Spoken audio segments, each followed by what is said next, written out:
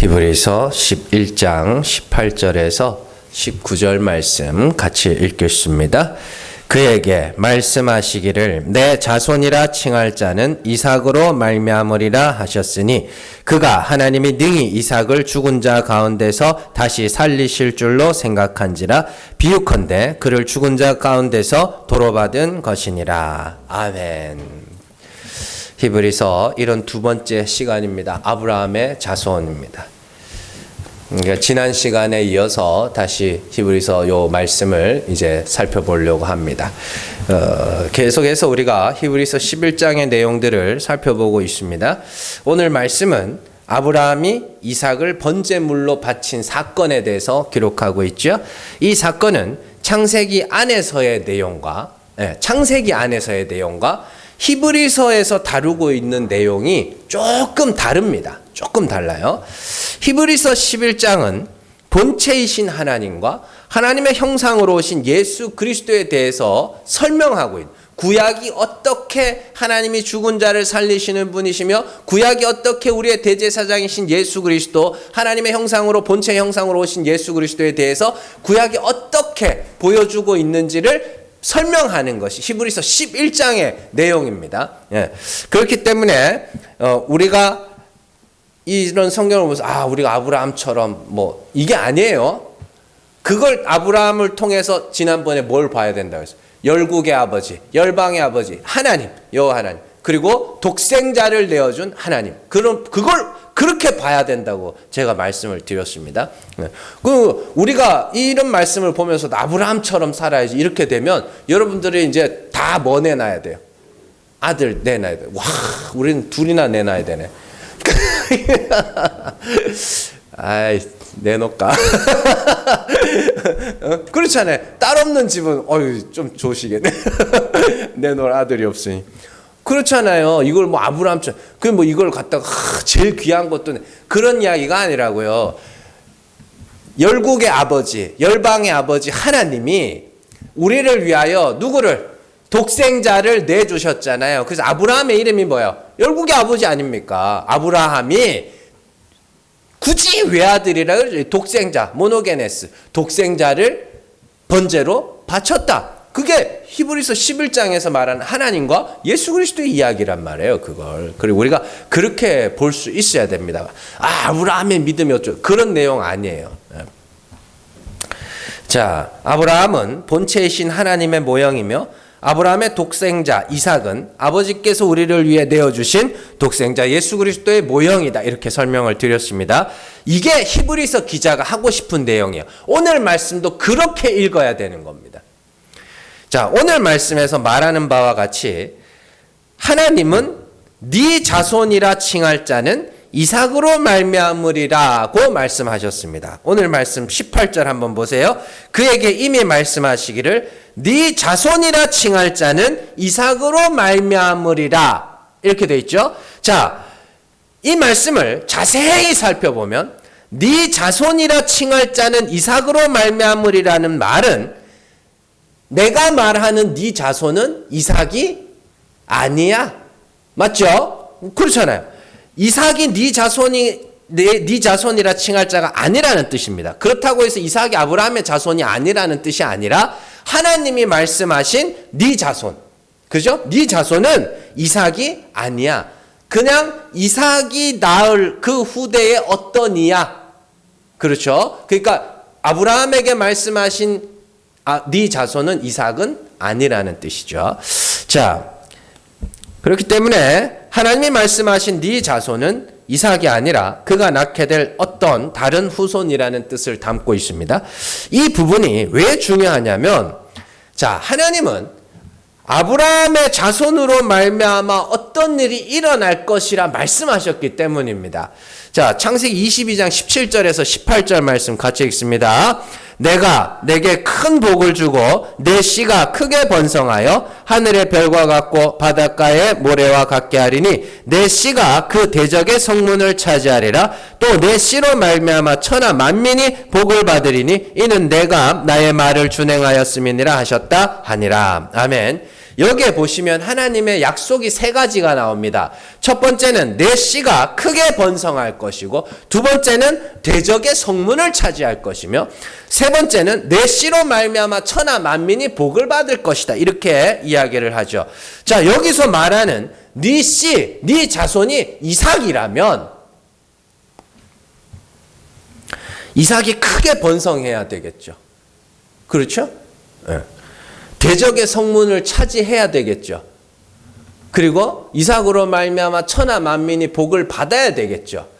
그런데 이삭의 아들은 몇 명? 2명. 야곱가에서 2명입니다. 그것도 리브가가 애를 못 낳았어요. 못 낳았는데 이삭이 막 기도해서 하나님이 낳게 하신 아들입니다. 꼴랑 2명. 그래도 크게 번성하려면 야곱 정도는 돼야 되는 거 아니에요? 한 12명 정도는 낳아줘야 되잖아요. 근데 꼴랑 2명 낳습니다. 그러면 대적의 성문은 차지했어요? 이삭이? 아니죠. 이삭은 대적의 성문을 차지하기는커녕 우물만 팠다 그러면 뺏기고 우물 팠다 그러면 뺏기고 이러고 살았다고요. 그러면 이삭으로 말미암아 천하 만민이 복을 받았어요? 아니요. 지 혼자 잘 살고 말았어요. 그러면 하나님께서 말씀하신 창세기 22장에서 말씀하신 네 씨, 이건 이삭이에요? 아니에요? 이삭이 아니에요. 왜냐하면 하나님은 반드시 약속을 지키시고 약속을 이루시는 분인데, 이삭으로 말미암아 이삭을 통해서 이 약속이 이루어지지 않았다는 건 하나님이 말씀하신 씨가 이삭이 아니라는 뜻이죠. 무슨 말인지 아시겠죠? 반드시 약속을 지켜요. 반드시 약속을 지키는데 네 씨로 말미암아 이런 일이 일어날 거라 했는데 이삭으로 말미암아서는 안 일어났어요. 그러면 이삭은 하나님이 말씀하신 아브라함의 자손은 아니구나, 이렇게 이야기를 하는 겁니다. 자, 다만 이삭을 통해서 낳게 될 그 후대의 어떤 이가 하나님이 말씀하신 아브라함의 자손이다, 이렇게 이야기를 하는 거예요. 이에 대해서 창세기의 해석과 히브리서의 해석이 조금 다른 양상을 보이고 있습니다. 강조점이 다른 거예요. 자, 창세기부터 먼저 살펴볼게요. 자, 창세기에서는 아브라함이 하나님의 약속을 믿는 것에 중점을 두고 있습니다. 아브라함은 앞서 하나님이 그 약속을 지키시는 분이신 것을 몇 차례 경험한 적이 있습니다. 가장 대표적인 것이 사라를 통하여 아들을 낳게 하신 것이, 이건 제가 수십 번도 더 설명을 했습니다. 하나님은 아브라함에게 아들을 줄 것이라 말씀하셨고, 아브라함은 그때부터 자기가 아들을 낳기 위해서 부단히 노력했죠. 자기 집에서 기른 자 엘리에셀을 내놓기도 하고 하갈을 통해서 이스마엘을 내놓기도 합니다. 그러나 하나님은 집에서 기른 자도 아니요, 하갈을 통해 낳은 이스마엘도 아니요, 사라를 통해서 아들을 낳겠다고 말씀을 하시죠. 그리고 하나님은 약속하신 대로 아브라함이 죽은 자와 같고 사라와 죽은 자와 같이 되었을 때에 아들을 주심으로, 이 아들은 하나님이 주신 아들이구나를 알게 하신 겁니다. 로마서 4장 19절 같이 읽습니다. 그가 100세나 되어 자기 몸이 죽은 것 같고 사라의 태가 죽은 것 같음을 알고도 믿음이 약하여지지 아니하고. 아멘. 자, 하나님의 약속에서 제일 중요한 게 뭐라 그랬어요? 약속에서 제일 중요한 거. 이거 좀 아셔야 되는데. 제일 중요한 게 뭐예요? 하나님 약속에서. 누가 이루는가죠. 누가 그 약속을 지키는가. 그래서 내가 하나님의 약속을 보면 자꾸 내가 그래요. 그래서 내가 아들 줄게. 내가 네 씨로 말미암아 번성하게. 내가. 그러니까 하나님의 약속은 절대로 사람이 이루어서는 안 되는 거예요. 왜냐하면 누가 이루는가가 중요하다니까요. 그래서 하나님이 아브라함에게 약속을 하실 때 내가 할 거야. 내가 아들 줄 거야. 이 말이 얼마나 무서운 말이냐면 누가 봐도 하나님이 이루신 일이어야 되는 거예요. 그렇기 때문에 하나님께서 사라의 태가 다칠 때까지 아들을 주지 않으신 거예요. 아브라함의 몸이 죽은 것과 같을 때, 그래서 사라가 그러죠. 낙이 어디냐? 낙이 없다, 이렇게 이야기를 하죠. 그러니까 아브라함의 몸이 죽은 것과 같고 사라의 태가 생리가 끊어져서 이제 더 이상 아들을 낳을 수가 없을 그때의 아들을 주심으로 이 아들은 하나님이 주신 아들이며 하나님이 약속을 지키시는 분이구나. 이걸 알게 된 거죠. 전쟁도 마찬가지죠. 이 전쟁의 이야기는 더 이해하기가 쉽습니다. 왜냐하면 전쟁을 합니다. 전쟁을 하는데 훌륭한 장수가 있고 많은 군사가 있고 좋은 무기가 있어서 전쟁해서 승리를 했다고 치자고요. 그러면 뭐 때문에 이긴 거예요? 하나님 때문에 이긴 거예요? 무기 때문에 이긴 거예요? 군사 때문에 이긴 거예요? 장군 때문에 이긴 거예요? 모르죠. 하나라고 콕 집어 말할 수 없죠. 그런데 하나님의 전쟁을 보면 항상 말도 안 되게 이기게 하십니다. 그래서 제일 대표적인 게 기드온 300용사죠. 300용사가 아니에요. 진짜 용사는 여호와 하나님입니다. 300명은 뭐예요? 그냥 목격자들이에요. 증인들이에요. 자, 이 300명 그리고 13만 5천 명 전쟁이 안 돼요. 근데 하나님이 3만 2천 명 모였을 때도 10,000명 남았을 때도 계속 많다 그래요. 그걸로 이기면 너네가 이겼다 할 거 아니냐. 전쟁은 내가 이겼다 해야 되는데 가나안 전쟁도 마찬가지. 가나안 전쟁에서 제일 중요한 전쟁이 뭐라 그랬어요? 아이성 전투라 그랬죠. 아이성 전투. 왜 아이성 전투가 제일 중요해?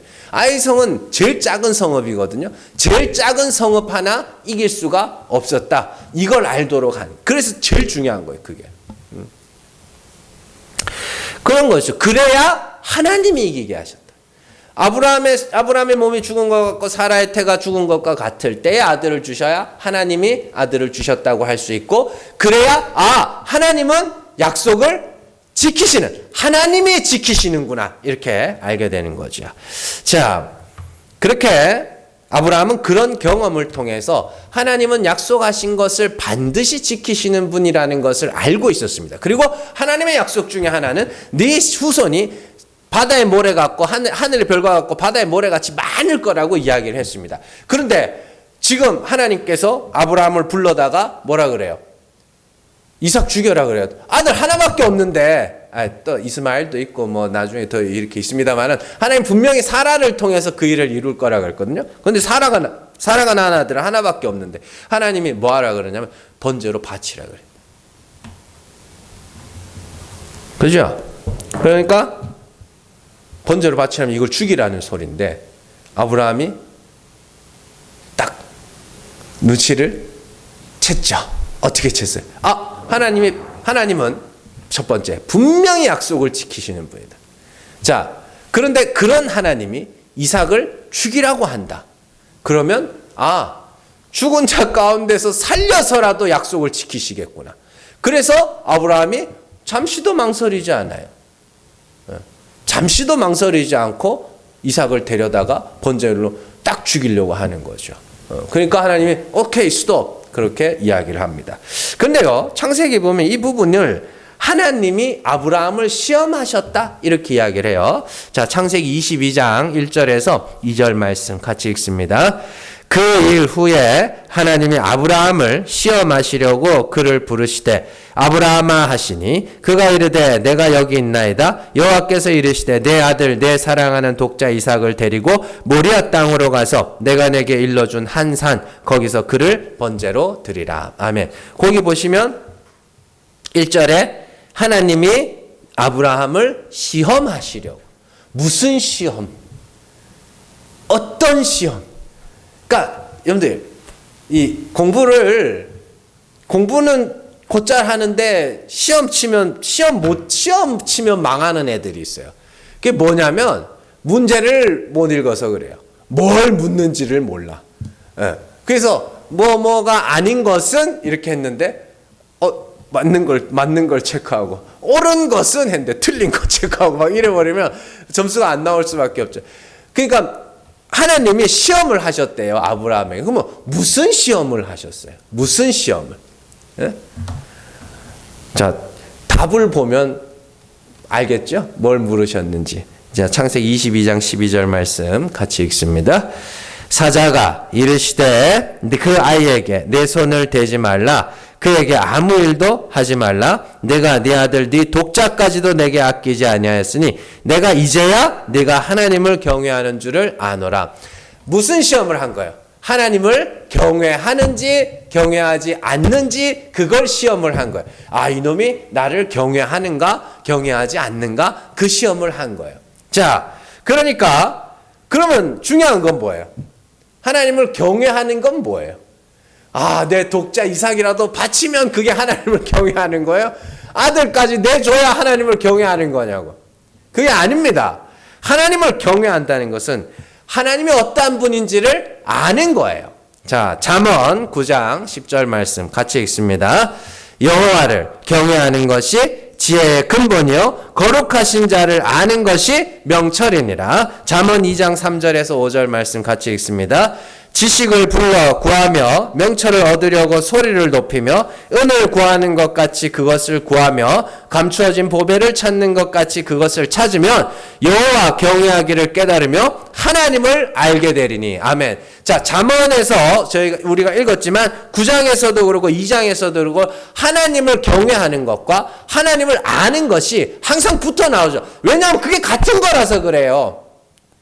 아브라함이 이삭을 낳는 그 과정을 통해서 하나님이 어떠한 분인지를 어떻게 해요? 몸소 경험했고 알게 된 겁니다. 그러니까 하나님은 약속하신 바를 반드시 이루시는 분이. 그러면 그런 하나님께서 이 아들을 죽이라 그랬다는 거, 죽이면 살려서라도 약속을 지키실 분이지. 네?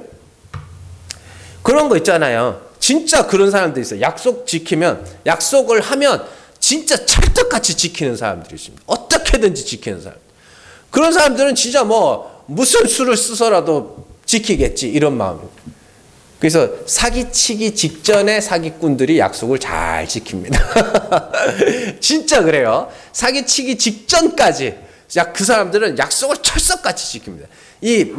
순간적으로 거짓말해가 들키고 약속 안 지키고 이런 사기꾼들은 이 사기꾼 이제 초보. 진짜 사기 잘 치는 사람들은 약속 잘 지킵니다. 그러다가 결정적인 순간에 딱 돌아서 버리죠. 그건 사기꾼이고. 근데 아브라함이 겪은 하나님은 무슨 수를 써서라도 약속을 지키시는 분이에요. 그래서 아브라함이 이삭을 드리게 되는 것이죠. 그게 창세기에서 아브라함이 이삭을 드린 사건의 핵심입니다. 그래서 중요한 건 뭐냐면 약속이죠. 약속. 하나님의 약속. 자, 그런데요. 이제 히브리서의 내용을 살펴볼 건데 이 히브리서에서는 여기서 한층 더 깊이 들어갑니다.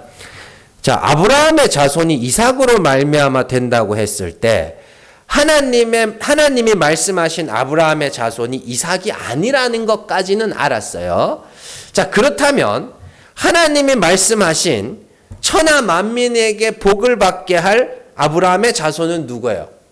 예수 그리스도죠. 갈라디아서 3장 16절 말씀 같이 읽습니다. 이 약속들은 아브라함과 그 자손에게 말씀하신 것인데 여럿을 가리켜 그 자손들이라 하지 아니하시고 오직 한 사람을 가리켜 내 자손이라 하셨으니 곧 그리스도라. 아멘. 있습니다. 하나님이 말씀하신 아브라함의 자손은 누구? 예수 그리스도입니다. 자, 여기서 좀 더 들어가면 이렇게 돼요. 이삭도 아브라함의 자손은 맞죠. 이삭도 아브라함의 자손이고 예수님도 아브라함의 자손입니다. 이런 경우에 성경이 아주 독특한 방식을 사용하는데 아브라함의 자손 이삭은 진짜 아브라함의 자손 예수 그리스도의 모형의 역할을 합니다. 그림자의 역할을 해요. 그래서 이삭을 번제물로 드리는 그 모습과 예수 그리스도께서 십자가에 오르시는 모습이 굉장히 유사하다는 것을 알 수 있습니다. 그 몇 가지를 살펴볼게요. 자, 첫 번째는 이삭을 번제물로 드리라고 한 장소라 그랬죠. 거기는 모리아 땅에 있는 산이라고 되어 있습니다. 자, 창세기 22장 2절 말씀 같이 읽습니다. 여호와께서 이르시되 내 아들 내 사랑하는 독자 이삭을 데리고 모리아 땅으로 가서 내가 내게 일러준 한 산 거기서 그를 번제로 드리라. 아멘. 모리아 땅이 어디예요? 예루살렘입니다. 모리아 땅에 예루살렘 자체가 해발 800고지에 한 도시 자체가 이렇게 산 위에 있는 동네. 그래서 예수님이 말씀하시죠. 산 위에 있는 동네가 숨기지 못하리라 할 때 그 산 위에 있는 동네가 예루살렘이에요. 예루살렘. 그래서 그 예루살렘, 그게 모리아 땅, 거기에 산 골고다 언덕, 거기. 예. 그래서 성전도 모리아 땅에 세워지고 예수 그리스도의 십자가도 모리아 땅에 세워지는 겁니다. 그래서 그렇게 올라가는 것이죠. 자, 그리고 두 번째는 성경은 굳이 이삭이 번제할 나무를 지고 올라갔다 이렇게 기록하고 있습니다. 창세기 22장 6절 말씀 같이 읽습니다. 아브라함이 이에 번제나무를 가져다가 그의 아들 이삭에게 지우고 자기는 불과 칼을 손에 들고 두 사람이 동행하더니 아멘.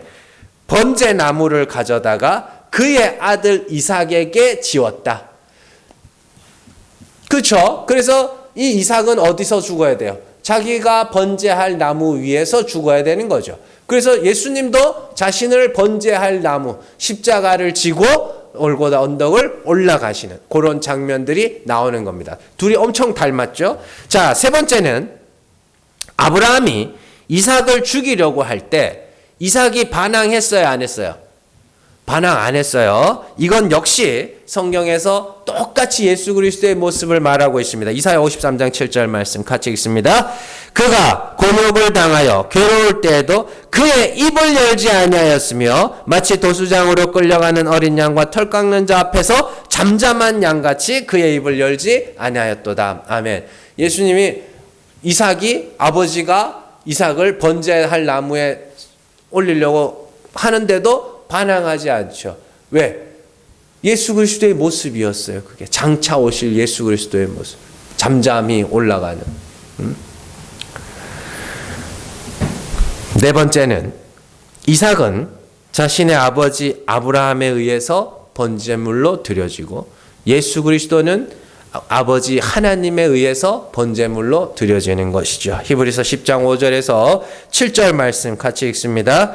그러므로 주께서 세상에 임하실 때에 이르시되 하나님이 제사와 예물을 원하지 아니하시고 오직 나를 위하여 한 몸을 예배하셨도다. 아멘.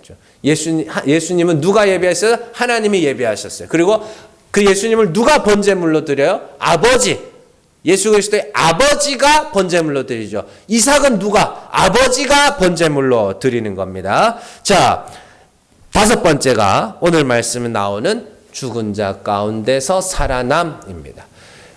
이삭은 죽지 않았어요. 근데 죽을 뻔했지. 그런데 굳이 히브리서 기자가 뭐라고 불러요?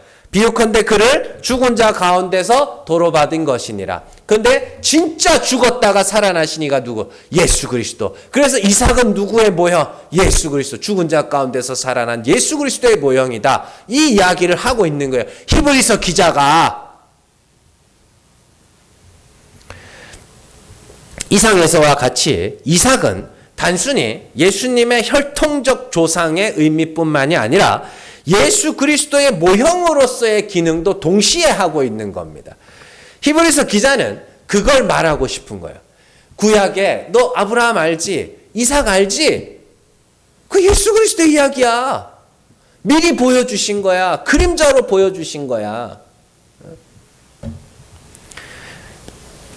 그래서 히브리서 기자가 강조하는 바는 아브라함의 자손 이삭은 장차 오실 아브라함의 자손, 진짜 아브라함의 자손, 예수 그리스도의 모형이라는 것이죠. 그래서 천하 만민이 예수 그리스도로 말미암아 복을 받게 되고 많은 사람이 예수 그리스도로 말미암아 하늘의 별과 같이 바다의 모래같이 하나님의 백성이 되고 그래서 계시록에는 셀 수 없는 큰 무리들이 하나님 앞에 나와서 구원하시며 하나님과 어린 양께 있다고 찬송하게 되죠. 그런 것들. 그리고 아까 전에 우리가 하나님께서 아브라함에게 약속하신 내용 중에 대적의 성문을 차지하리라 그런 내용이 있죠. 대적의 성문을 차지한다는 건 그 성을 빼앗는다는 의미입니다. 그의 성을 빼앗는다. 그래서 대적이 있죠. 여자의 후손의 대적이 누구예요? 마귀. 온 세상이 다 마귀의 권세 아래 있고 그들 중에 택하신 자들을 속량 빼앗아온 값을 주고 사오죠. 그래서 그걸 대적의 성문을 차지한다고 이야기를 하는 겁니다. 그런데 구약에서 대적의 성문을 빼앗은 사람이 하나 있어요. 자, 사사기 16장 1절에서 3절 말씀 같이 읽습니다.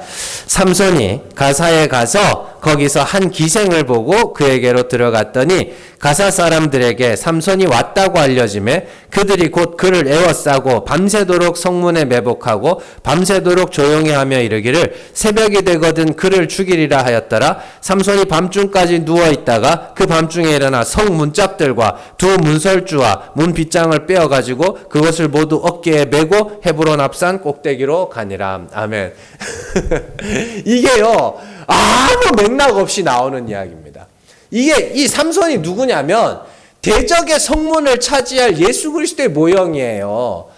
삼손은 남봉꾼이 아니에요. 삼손은 태어나면서부터 하나님의 신의 성령의 인도하심을 받아 자기 신부를 찾아 나서는 그리스도의 모형이란 말이에요. 예수의 이야기예요. 우리는 뭐요? 음녀.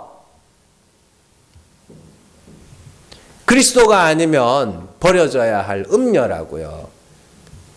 그들을 그리스도께서 어떻게 해요? 자기 신부로 맞아들이시는. 삼손의 이야기는 그렇게 읽어야 돼요. 삼손을 보면서 막 힘이 어쩌고 저쩌고 뭐 힘이 있는데 그걸 어떻게 뭐 어쩌고 뭐 아니 무슨 본 사람 같이 이야기를 뭐 어디서 봤어요 그거? 영화에서 봤죠.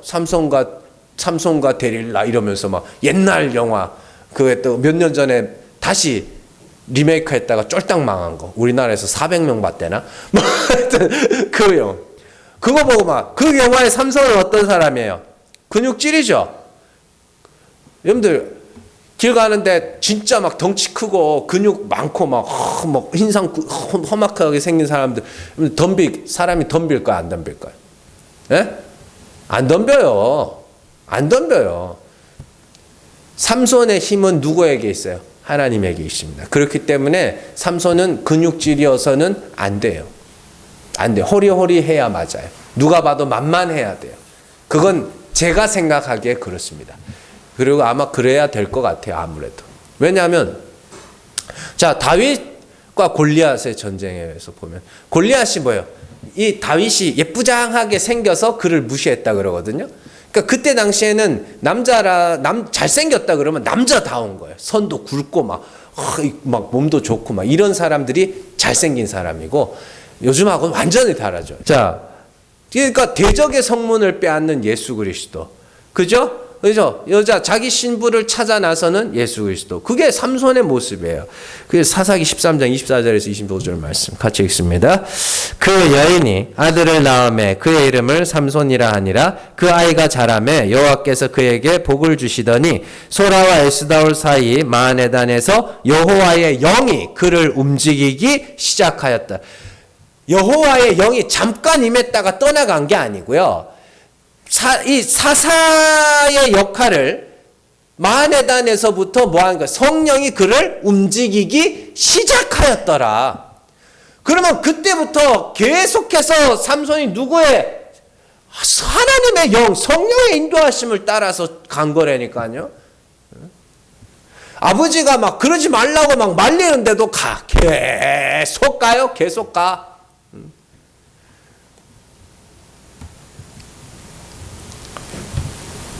예수 그리스도의 이야기들이 많이 숨어 있습니다. 그 안에. 자, 성경에서 예수 그리스도의 그 이야기, 모형에 대한 구약 성경의 예수 그리스도의 모형에 대한 이야기가 중요한 이유가 하나 있습니다. 자, 히브리서 기자는 모형이라는 단어도 쓰지만 그림자라는 단어도 씁니다. 그림자라는 단어가 아마 이해하기 좀 더 쉬울 거예요. 자, 한번 물어볼게요. 본체가 먼저예요? 그림자가 먼저예요? 본체가 먼저죠. 본체가 없으면 그림자가 안 생기니까. 원형이 먼저예요? 모형이 먼저예요? 원형이 먼저죠. 원형이 있어야 모형을 만들 거 아닙니까? 그죠? 그러면 이렇게 돼요. 예수 그리스도의 십자가는 하나님께서 이미 세우기로 작정하셨다. 그리고 그 모형들을 구약의 여러 인물들을 통해서 그림자처럼 보여주셨다. 하나님께서 그냥 어느 날 갑자기 생각지도 못하게, 사람들이 생각지도 못하게 죄를 지어가지고 부랴부랴 아이고 야야 이거 어떡하냐, 이거 이 죄를 사해줘야 되는데 어떡하냐, 이게 아니라요, 처음부터 작정하고 계셨다는 겁니다. 계획하고 계셨다. 그게 아니면 예수 그리스도의 모형, 아니 우리가 뭐 11장은 이해하기 어렵다 손 치더라도 히브리서 지금 1장부터 9장 10장까지 쭉 오면서 계속 나왔던 이야기가 뭐예요? 원형과 모형의 이야기죠. 그리고 진짜 대제사장은 예수 그리스도시고, 구약의 대제사장들은 모형이 그림자라 그러죠. 성전도 그러고 다 모형이라고. 그러면 원형이 먼저라는 소리 아닙니까? 예수 그리스도의 십자가가 먼저라는 소리 아닙니까? 그러면 하나님이 우리가 율법을 어길 것을 아셨다 몰랐다? 알고 있었다는 거예요. 그런데 진짜 인간들이 나쁜 인간, 나쁘다, 진짜 못됐다고 치는 하나님이 사람의 모든 생각은 항상 더럽고 거짓되, 사람은 항상 거짓되되 뭐 이렇게 막 나오는. 왜 그러느냐? 자꾸 하나님 앞에 자기를 숨기려고 그래요. 하나님이 율법을 진짜로 다 지키라고 주셨을 것 같으세요? 아니라니까요. 어길 줄 알고 있었어요. 그래서 요한일서 가면 요한이 그렇게 이야기하잖아요. 죄 없다 하는 자는 하나님을 거짓말하게 하느니라. 그러면 거기서 한 발짝 더 나가면 어떻게 되느냐? 예수 그리스도의 십자가가 이미 세워지기로 작정되었으면 그 십자가를 믿을 자도 이미 작정되어 있다라는 것이죠. 그러면 우리가 그 하나님의 뜻과 계획에 따라 지금 예수 그리스도의 십자가를 믿고 있습니다. 내가 죄사함 받아야 하는 죄인임을 고백하였고, 그죠? 십자가 아니면 구원에 이르지 못할 자라는 걸 고백했습니다. 그럼 우리의 삶은 누가 끌고 온 거예요? 하나님이 끌고 온 겁니다. 우리의 삶은 철저하게 하나님의 계획하에 여기까지 오게 된 거고, 앞으로도 그렇게 갈 겁니다. 그러니까 너무 염려하지 마세요. 혹시라도 지옥 떨어질까 봐 너무 염려하지 마세요. 하나만 알면 되잖아요. 예수 십자가 아니면 안 된다. 나는 십자가 아니면 안 된다. 그거 하나 알면 되잖아요. 그리고 더 중요한 거, 하나님이 이렇게 우리를 구원하시는 이유는 하나님의 은혜를 찬송하기 위하고, 그거 기억하시면 돼요. 그 두 가지만 기억하시면 돼요. 사실은 그거 두 가지가 제일 중요한 거거든요. 아까 전에 전쟁 이야기를 했습니다만은, 전쟁의 이야기를 말씀을 드렸습니다만은, 똑같잖아요. 중요한 건 누가 이기게 하셨다? 하나님이 이기게 하셨다. 그래서 나는 하나님이 아니면 이길 수가 없다. 나는 하나님이 아니면 이길 수가 없다. 이거 하나. 그리고 이 전쟁은 하나님이 이기게 하셨다. 이거 두 개. 그거나 우리 구원이나 똑같아요. 나는 예수 그리스도의 십자가 아니면 안 되는구나. 그래서 나는 하나님이 나를 그리스도로 말미암아 구원하셨구나. 이거 두 개. 그것만 안 잊어버리시면 돼요. 그러니까 이제는 분별하실 수 있겠죠. 말씀을 누가 와가지고 뭐 설교를 막 눈물 웃게도 했다가 막 울게도 했다가 막 그랬는데, 가만히 들어보니까 내가 아는 하나님이 아니야. 정말 중요한 게 그거예요. 네? 정말 중요한 게 그거라고. 그러니까 여러분들도 설교를, 제 설교 말고 다른 설교도 많이 들으세요. 이제는 분별할 수 있으니까 많이 들으세요. 그래서 그 목사님 설교 너무 좋다 이런 거 안 하시면 들으시면서 뭘 해야 되냐면, 정말 저 사람은 하나님을 어떤 분으로 말하고 있는가, 그게 영을 분별하는 거예요. 그 사람의 영을 분별한다고 해서 뭘 분별해요? 말을 분별하는 거죠. 말을 분별한다는 건 그가 어떤 하나님을 말하고 있는가. 우리의 행위를 칭찬해 주는 하나님으로 말하면 가짜입니다. 그 가짜라고요. 우리에게 우리의 행위에 대한 어떤 보상과 대가를 말하는 하나님, 가짜입니다. 누가 진짜냐? 하나님만 영광 받으시기 위해서 우리를 낮추시는 하나님, 그걸 말하는 자가 진짜입니다. 그거 분별하세요. 들으면서 그렇지, 저분은 진짜구나. 저분은 가짜구나. 이렇게 이 정도는 뭐 해도 돼요. 비판도 아니고. 그 정도는 분별할 줄 알아야지. 그리고 제일 중요한 것. 십자가가 작정되어 있었다면 우리의 삶도 작정되어 있었던 것이고, 그러면 내 삶도 하나님이 끌고 오신 것이고, 앞으로의 삶도 하나님이 끌고 가신 겁니다. 두 가지만 기억하라 그랬죠. 나는 십자가 아니면 죽어야 될 죄인이며 하나님이 그렇게 구원하신 이유는 하나님이 찬송받으시길. 이 두 가지만 기억하시고 마음 편하게 신앙생활 하셔. 두려워하고. 이분들 사이비들이 제일 많이 이용하는 게 뭐냐면 성도들의 두려움입니다. 성도들을 막 무섭게 해요. 두렵게 해요. 그래가지고 막 어떡하지 막 그러면. 그렇잖아요. 그 약장사들 임상 실험도 안 한 약 어떻게 팔아먹어요? 암 환자들한테 가죠. 암 환자들한테 가가지고 임상 실험도 안 한 거예요. 가가지고 이거 한번 먹어보라, 효과 있다고. 이거 한번 먹어보라고. 두려운 마음에 다 하는 거예요. 다 사는 거예요. 어디서 좋다 그러면 다 하는 거예요. 재산 탈탈 털어서. 자식들 불러놓고 죽기 전에 내가 이건 한번 해봐야 되지 않겠나. 그런 거 막. 종교인들이 똑같아요. 자꾸 두렵게 만들어. 무섭게 만들어. 그래서 요한이 뭐라고 하냐면 두려움에는 형벌이 있으리라 그러잖아요. 너무 두려워하지 마세요. 하나님이 끌고 오셔서 여러 가지 일들을 겪게 하시고 여러 가지 사람들을 만나게 하셔서 우리를 예수 그리스도를 믿게 하셨습니다. 그러면 앞으로의 삶도 하나님이 끌고 가실 겁니다. 나는 거기서 방향만 똑바로 잡고 있으면 됩니다. 방향만 똑바로 잡고 좀 편안하게 기뻐하면서 즐거워하면서 하나님 앞에 감사하면서 이렇게 살아갈 수 있는 저러분들 되시기를 주님의 이름으로 축원합니다. 기도하겠습니다.